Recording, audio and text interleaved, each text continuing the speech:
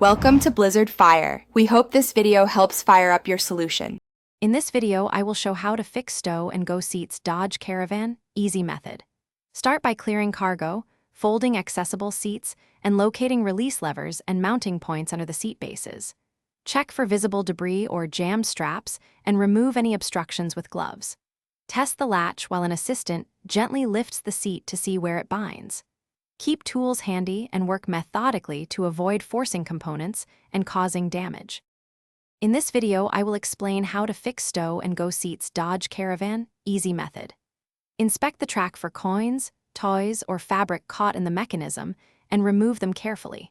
Look for rust or damaged springs on the latch assembly and spray a penetrating lubricant on moving parts if they are stiff. Check alignment by gently moving the seat along the track and realign loose bolts before testing the folding action again to confirm smooth operation. In this video, I will review how to fix Stow and Go seats Dodge Caravan easy method. If you're finding this helpful, please subscribe and like, it really helps. Quick recommendation: think about using leak-proof containers for snacks. They keep crumbs and sauces out of tracks and are perfect for on-the-go repairs.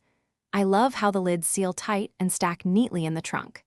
Check the description for the link and other deals. Now let's get back to the video. In this video, I will help fix Stow and Go seats Dodge Caravan easy method.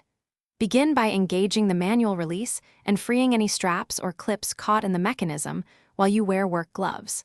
Spray white lithium lubricant on pivot points and operate the seat several times to work the lubricant in.